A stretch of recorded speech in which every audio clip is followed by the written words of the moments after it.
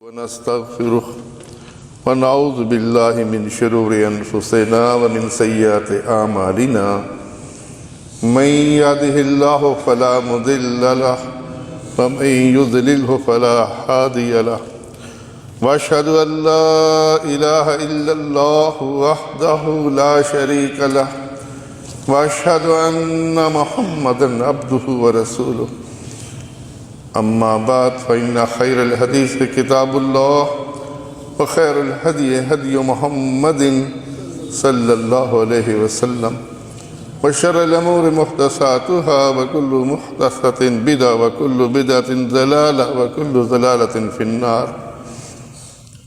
اللهم صل على محمد وعلى آل محمد كما صليت على إبراهيم وعلى آل إبراهيم إنك حميد مجيد. اللهم بارك على محمد وعلى آل محمد كما باركت على إبراهيم وعلى آل إبراهيم إنك حميد مجيد. أعوذ بالله السميع العليم من الشيطان الرجيم. بسم الله الرحمن الرحيم. وأنيبوا إلى ربكم وأسلموا له من قبل أن يأتيكم العذاب ثم لا تنصرون. قرآن مجید میں اللہ تعالیٰ نے آخرت کی ہمیں بہت فکر دلائی ہے. بار بار قیامت کے نقشے بیان کیے ہیں. بار بار اس بات کا تذکرہ ہے کہ جنت میں کیا ہوگا اور جہنم میں کیا ہوگا. یہ سورۃ زمر کی آیات ہیں جس میں اللہ تعالیٰ اہل ایمان کو دعوت دیتا ہے. وَأَنِيبُوا إِلَىٰ رَبِّكُمْ، اپنے رب کی طرف جھک جاؤ. وَأَسْلِمُوا لَهُ مِن قَبْلِ، اور فرما بردار بن جاؤ اس دن کے آنے سے پہلے جب یاتیکم العذاب، جب اس کا عذاب آ جائے گا. ثم لا تنصرون، پھر کوئی تمہاری مدد نہ کر سکے گا. اس عذاب کے آنے سے پہلے موت کے آ جانے سے پہلے کیونکہ جب انسان کی موت آ جاتی ہے تو معاملہ ختم ہو جاتا ہے. دنیا کا حساب و کتاب سمٹ جاتا ہے. موت کے آنے سے پہلے اس دن کی تیاری کرو جب کوئی کسی کی مدد نہ کر سکے گا. اور اس میں اللہ نے پھر ارشاد فرمایا وَاتَّبِعُوا، اور پیروی کرو احسن ما انزل الیکم من ربکم، اس شریعت کی جو تمہارے رب کی طرف سے نازل ہوئی. اس راستے پر چلو جو محمد صلی اللہ علیہ وسلم تمہیں بتا رہا ہے، تمہیں سکھا رہا ہے. یہاں بھی تذکرہ فرمایا من قبل اس کے ان یاتیکم العذاب، کہ تمہارے پاس اللہ کا عذاب آ جائے بغتۃ، اچانک. وَأَنْتُمْ لَا تَشْعُرُونَ، اور تمہیں شعور بھی نہ ہو، تمہاری کوئی تیاری بھی نہ ہو. اس عذاب کے آنے کے وقت انسان کیا کچھ کہے گا، اللہ نے اس کا بھی تذکرہ کر دیا. یہ غیب کی باتیں ہیں، ہماری نگاہوں سے اوجھل ہیں. اگر ہمیں پتہ چل جائے کہ مرنے والے مردے کے ساتھ کیا ہو رہا ہے تو ہم سب کے سب سیدھے ہو جائیں. یہ صرف غیب پر ایمان لانے والوں کے لیے ہے. کیا انسان کہے گا ان تقول نفس، انسان یہ کہے گا یا حسرت علی ما فرطت فی جنب اللہ، ہائے افسوس میری ان کمیوں کی جو میں نے اللہ کے حق میں کی ہیں. اللہ کے حق میں ہم کیا کمی کرتے ہیں؟ وہ مالک الملک ہے، وہ ہمارا محتاج نہیں ہے. رسول اللہ صلی اللہ علیہ وسلم فرماتے ہیں کہ اگر سارے انسان کسی نیک ترین شخص کی طرح نیک ہو جائیں، اللہ کی سلطنت میں کوئی اضافہ نہیں ہوگا، اور سارے انسان اگر کسی بدترین شخص کی طرح ہو جائیں، اللہ کی سلطنت میں کوئی کمی نہیں آئے گی۔ وہ ہمارا محتاج نہیں ہے۔ ہم جو کمی کرتے ہیں اپنے اوپر ظلم کرتے ہیں، اپنا نقصان کرتے ہیں۔ یہ کمی کی انتہا یہ ہے کہ اس کا انکار کر دیا جائے۔ ملحدین کہتے ہیں اللہ ہی نہیں ہے، اور پھر اس سے کم درجہ بدرجہ شرک کرنے والے، قبروں کو پوجنے والے، اللہ کی حاکمیت میں شریک کرنے والے، اللہ کو حاکم مطلق جاننے کی بجائے اپنی قوم کو، اپنے برادری کو، اپنے پنچایتی فیصلوں کو، اپنے بنائے ہوئے اداروں کو وہ مقام دیتے ہیں جو مالک الملک کا مقام ہے۔ تو کیا انسان کہے گا ہائے افسوس اس کمی پر، الا ما فرطت من جنب اللہ، جو میں نے اللہ کے حق میں جو کمیاں کی ہیں اللہ مجھے اس پر حسرت ہے، افسوس ہے۔ لیکن بھائیو افسوس کا وقت گزر چکا ہوگا۔ گناہ گار بھی یہی کہے گا، اسے اپنے گناہ یاد آئیں گے۔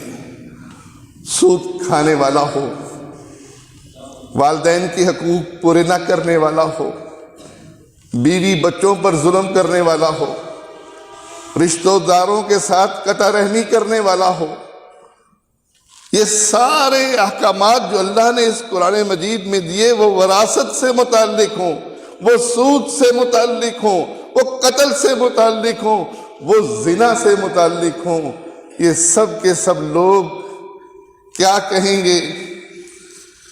اللہ تعالیٰ نے اہل ایمان کو حکم دیتے ہوئے یہ بات کہی ہے کہ وہ کہیں گے الا ما فرطت من جنب اللہ، ہائے افسوس ان کمیوں پر جو میں نے اللہ کے حق میں کی تھی۔ وَإِن كُنتُ لَمِنَ السَّاخِرِينَ، میں تو ٹھٹا مذاق سمجھتا تھا، ان لوگوں میں شامل تھا۔ یا دوسری حسرت اللہ نے نقل کی، او تقول، یا تو یہ کہے لو ان اللہ ہدانی، اگر اللہ مجھے ہدایت دے دیتا، صحیح راستے کی طرف چلنے کی توفیق دے دیتا، لَكُنْتُ مِنَ الْمُتَّقِينَ، آج میں بھی پرہیزگار ہوتا، پرہیزگاروں کے ملنے والے انعامات میں میں بھی شریک ہوتا۔ لیکن یہ حسرتیں پوری نہیں ہوں گی۔ آج مہلت ملی ہوئی ہے مجھے اور آپ کو کہ ہم ان حسرتوں پر ایمان لے آئیں، اور ایمان لانے کے بعد وہ کمیاں دور کر لیں جو ہم اللہ کے حق میں کرتے ہیں۔ اور تیسری بات بھی اللہ نے نقل کی، او تقول حین تری العذاب، یا تو کہے جب عذاب کو دیکھے گا، لو ان لی کرتن، اگر ایک دفعہ دنیا میں میری واپسی ہو جائے، فاکون من المحسنین، میں بھی احسان کرنے والوں میں شامل ہو جاؤں۔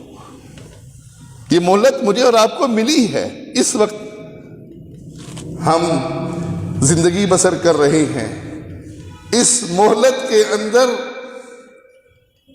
یہ جو حسرت ہم اس وقت کریں گے، کاش میں بھی ایک دفعہ دنیا میں چلا جاؤں، پھر میں احسان کے مقام پر پہنچوں گا، اور احسان کا مقام کیا ہے؟ محسنین میں سے ہو جاؤں گا۔ نبی کریم صلی اللہ علیہ وسلم سے جبرائیل علیہ السلام پوچھتے ہیں کہ بتائیے احسان کیا ہے؟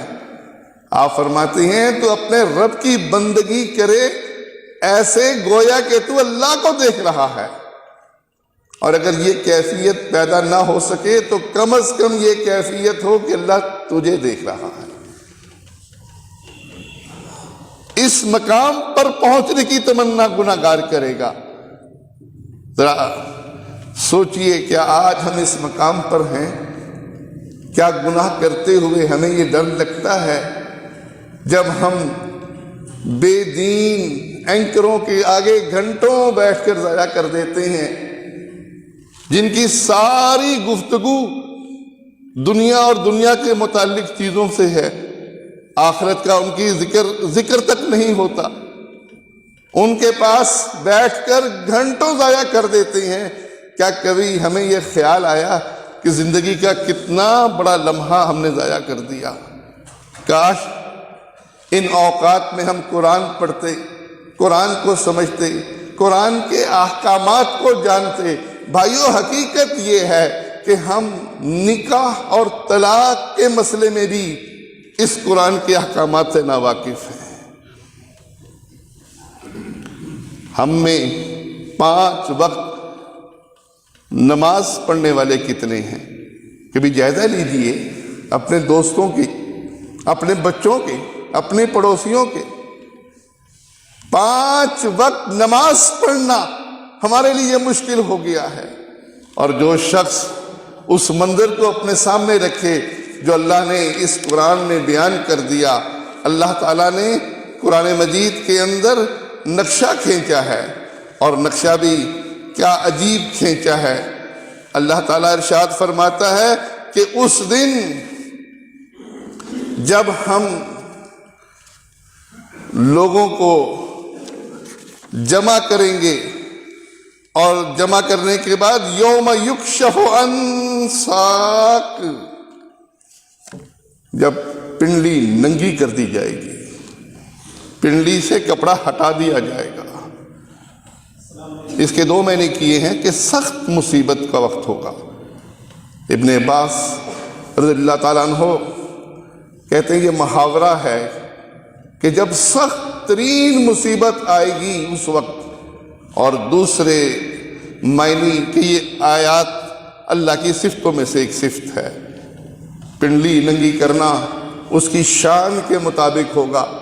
جب وہ منظر ہوگا کہ مالک پنڈلی ننگا کرے گا، وَيُدْعَوْنَ إِلَى السُّجُودِ، اور لوگوں کو دعوت دی جائے گی آؤ سجدہ کرو، فَلَا يَسْتَطِيعُونَ، یہ اس کی طاقت نہیں رکھیں گے۔ نبی کریم صلی اللہ علیہ وسلم بیان فرماتے ہیں کہ قیامت کے دن جب پنڈلی ننگی کی جائے گی، اس وقت سب لوگ سجدے میں گر جائیں گے سوائے ان بد نصیبوں کے جو دکھلاوا کرتے تھے، جو دنیا کے اندر نماز ہی نہیں پڑھتے تھے، جمعہ پڑھ لیا، عید پڑھ لی، جنازے پڑھ لیے، بس وہ دکھاوے والی چیز کہ جنازے میں نہ گیا تو کیا کہیں گے اس کے رشتہ دار، عید نہ پڑھی تو کیا کہیں گے کہ عید بھی نہیں پڑھتا، اور جمعہ تو ہفتے بعد آتا ہے، جمعہ ہی میں چھوڑ دوں، لوگ کیا کہیں گے۔ یہ خوف لوگوں کا، اور 5 وقت کی فرض نماز سے غافل ہونا۔ اور پھر یہ نظارہ دیکھیے کون کون لوگ وہاں ہوں گے۔ محمد رسول اللہ صلی اللہ علیہ وسلم، صحابہ کرام، نیک رشتہ دار سب وہاں موجود ہوں گے، اور سب دیکھ رہے ہوں گے کہ اللہ بلا رہا ہے، یدعون الی السجود، اللہ سجدے کی طرف بلا رہا ہے، فلا یستطیعون، اور یہ اس کی طاقت ہی نہیں رکھتے۔ حدیث کے لفظ ہیں کہ ان کی کمر جو ہے تختہ بن جائے گی اور وہ سجدہ نہیں کر سکیں گے۔ کتنی ذلت ہوگی۔ آج تو ہمیں رشتہ داروں کا خوف ہے، پڑوسیوں کا خوف ہے کہ کیا کہیں گے، اور وہاں سب موجود ہوں گے، اللہ اور اس کے فرشتے سجدے کی طرف بلا رہے ہوں گے، اور ان کی طاقت نہیں ہوگی، اور حالت کیا ہوگی؟ خاشیتاً ابصارہم، ان کی نگاہیں جھکی ہوئی ہوں گی، ترحقہم ذلہ، ان کے چہرے پر ذلت چھائی ہوگی، اور قصور کیا ہوگا؟ وَقَدْ كَانُوا يُدْعَوْنَ إِلَى السُّجُودِ وَهُمْ سَالِمُونَ، اس سے پہلے جب یہ صحیح سلامت تھے دنیا کے اندر، انہیں سجدے کی طرف بلایا جاتا تو یہ نہیں آتے تھے۔ یہ قصور ہوگا۔ اور اس کے یہ معنی بھی ہیں کہ جب ان کو ہمارے احکامات کی تابعداری کی طرف بلایا جاتا، جب انہیں بتایا جاتا کہ دیکھو یہ سود اللہ نے حرام کیا ہے، یہ سود اتنا بڑا جرم ہے کہ اللہ کا قرآن کہتا ہے کہ اللہ رسول سے جنگ ہے، مستقل جہنم کی وعید ہے، اور نبی کریم صلی اللہ علیہ وسلم نے سود کھانے والے پر، سود کھلانے والے پر، سود کے لکھنے والے پر اور سود کے گواہ بننے والے پر لعنت کی اور کہا ایک برابر ہیں۔ کتنی بڑی بات ہے، لیکن ہم کیسے دلیری کے ساتھ کرنٹ اکاؤنٹ کھول کر بینکوں میں جاتے ہیں، منافع لیتے ہیں۔ بتائیے کیا یہ اللہ کے دین کا مذاق نہیں ہے؟ جب ہم صحیح سالم تھے اس وقت انہیں میری اطاعت کی طرف بلایا جاتا تھا تو یہ نہیں آتے تھے، اور سزا کیا ملے گی؟ قیامت کے دن تختہ بن جائے گی کمر اور وہ سجدہ نہ کر سکیں گے، سب دیکھ رہے ہوں گے۔ ایسے نقشے کو اگر ہم یاد رکھیں تو بھلا ہم سکون کے ساتھ مالک کی نافرمانی کر سکتے ہیں؟ کس طریقے سے قبروں کا طواف ہو رہا ہے، قبروں کا سجدہ ہو رہا ہے، کس طریقے سے مشکلات میں ان کو پکارا جا رہا ہے، کبھی ہمیں محسوس ہوا؟ کیونکہ پکارنے والے رشتہ دار ہیں، دوست ہیں، کبھی ہمیں فکر ہوئی؟ وہ بیمار ہو جائے ہم کیسے اس کو اٹھا کر بھاگے بھاگے پھرتے ہیں، پیسے نہ ہوں لوگوں سے زکوٰۃ مانگ کر اس کو دلواتے ہیں، کسی طریقے سے صحت یاب ہو جائے، اور یہ اتنی بڑی بیماری میں ملوث ہے کہ مرتے ہی اس کے سارے اعمال برباد ہو جائیں گے، اس کا کوئی عمل اس کے کام نہیں آئے گا، اس کی ہمیں کوئی فکر نہیں کہ کسی طریقے سے ان کو دعوت دوں، کسی طریقے سے انہیں قائل کروں، کسی طریقے سے میں قرآن کی آیتیں دکھا کر اس کو بتاؤں کہ ہمارا خالق کون ہے، ہمارا مالک کون ہے، ہمیں رزق کون دیتا ہے، ہمارا دھڑکتا ہوا دل کس کے اختیار میں ہے، یہ چلتی ہوئی سانس اس کا مالک کون ہے۔ میں کسی طریقے سے لوگوں کو یہ درس دوں، ایک دفعہ کہہ دیا، دو دفعہ کہہ دیا، یہ نہیں مانتے، بس چھٹی ہو گئی۔ نبیوں کی شان دیکھیے، نوح علیہ السلام 950 سال دعوت دیتے رہے، آخر ہمارے لیے نمونہ تھے نا، اللہ نے اس لیے قرآن مجید میں ان کا ذکر کیا ہے۔ بھائیو، ہمیں اپنا محاسبہ کرنا ہوگا، بڑے گناہ سے لے کر چھوٹے گناہ تک ہمیں ہر گناہ کے بارے میں حساس ہونا ہوگا۔ آج بہت سے گناہ ہیں ہمیں احساس تک نہیں ہوتا۔ وعدہ پورا کرنا، اللہ کے نبی صلی اللہ علیہ وسلم نے وعدے کی خلاف ورزی کرنے کو منافق کی علامت قرار دی ہے، اور منافق کافر ہوتا ہے۔ اگرچہ یہ عملی نفاق ہے لیکن ڈرایا کتنا زیادہ ہے۔ فرمایا کہ منافق کی 4 علامتیں ہیں، جب بات کرتا ہے جھوٹ بولتا ہے، جب اس سے وعدہ لیا جائے وعدے کی خلاف ورزی کرتا ہے، جب اس کے پاس امانت رکھی جائے امانت میں خیانت کرتا ہے، اور جب لڑائی جھگڑا ہو تو گالی گلوچ دیتا ہے۔ کیا یہ ہمارے اندر موجود نہیں؟ نبی کریم صلی اللہ علیہ وسلم کی سیرت کو دیکھیے، اللہ اکبر، میدان بدر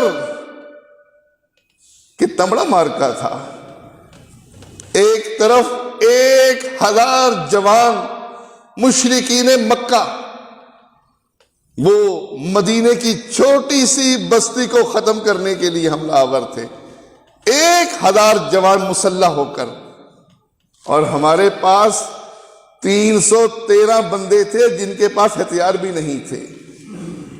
ایسے موقع پر نبی کریم صلی اللہ علیہ وسلم کے 2 صحابی یمان اور حذیفہ رضی اللہ عنہم وہ بدر میں شمولیت کے لیے جا رہے ہیں، راستے میں مشرکین مکہ نے پکڑ لیا، کہنے لگے کہاں جا رہے ہو؟ کہنے لگے ہم مدینہ جا رہے ہیں۔ کہتے ہیں رسول اللہ صلی اللہ علیہ وسلم کے پاس تو نہیں جا رہے، ہم سے لڑائی کرنے تو نہیں جا رہے؟ کہتے نہیں۔ کہتا ہے پھر وعدہ کرو کہ مدینہ جاؤ گے، محمد کے پاس نہیں جاؤ گے صلی اللہ علیہ وسلم۔ انہیں وعدہ کرنا پڑا، مجبور تھے۔ جب رسول اللہ صلی اللہ علیہ وسلم کے پاس ان سے چھوٹ کر پہنچے، آپ کو بتایا کہ ہم یہ وعدہ کر کے آئے ہیں۔ کہتے ہیں تم اپنا وعدہ پورا کرو، ہم اللہ پر بھروسہ کرتے ہیں۔ ان دونوں کو مدینہ بھیج دیا۔ وعدہ کن سے؟ مشرکین مکہ سے، ان بے ایمان کافروں سے جو مسلمانوں کو ختم کرنے کے لیے مدینے پر حملہ آور ہیں، ان سے وعدہ۔ اور اس پر آپ صلی اللہ علیہ وسلم اتنے کٹھن حالات میں فرماتے ہیں کہ تم اپنا وعدہ پورا کرو، مدینہ جاؤ، ہم اللہ پر بھروسہ کرتے ہیں۔ کبھی سوچا کہ یہ بھی وعدہ ہم نے پورا کرنا ہے؟ وعدہ کر لیتے ہیں اور وعدے کے بارے میں پرواہ نہیں کرتے۔ بھائیوں، ہماری زندگیاں جو ہیں قرآن اور سنت کے احکامات کے مطابق نہیں ہیں، اور یہ کب ہوں گی؟ جب ہم حساس ہوں گے آخرت کے بارے میں، جب ہم فکر مند ہوں گے، جب ہمیں یہ فکر ہوگی کہ یہ دن آنا ہے۔ یہ حسرتیں وہاں بیان کرنے والی بات مالک الملک نے بیان کی ہے، سچی ہے۔ آج ہم غیب کی ان خبروں پر ایمان لے آئیں، یقیناً کامیاب ہو جائیں گے۔ اور یہ سوچ کر آنکھیں بند کر لے، لوگ تو ایسا نہیں کرتے۔ لوگوں کو دیکھیں، معاشرے کو دیکھیں، لوگوں کے رسم و رواج کو دیکھیں، اور اس کے مطابق اگر ہم زندگی بسر کرتے رہے تو بھائیوں پھر یہ شیطان کا بہت بڑا دھوکہ ہوگا۔ شیطان ہمارا اصل دشمن، اور شیطان نے کس بات کی قسم کھائی ہے؟ اللہ میں ثابت کروں گا یہ تیرے شکر گزار بندے نہیں۔ شکر گزار بندے نہ ہونے کا مطلب کیا ہے؟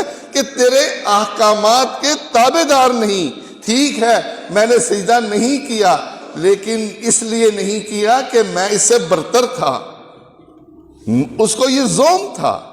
اور جب وہ دھتکارا گیا، بجائے توبہ کرنے کے کہتا ہے اللہ کی قسم تیرے راستے میں بیٹھوں گا، تیرے راستے پر بیٹھ کر اس انسان پر آگے سے حملہ کروں گا، پیچھے سے حملہ کروں گا، دائیں حملہ کروں گا، بائیں حملہ کروں گا، اور تو ان کی اکثریت کو اپنا شکر گزار بندہ نہ پائے گا۔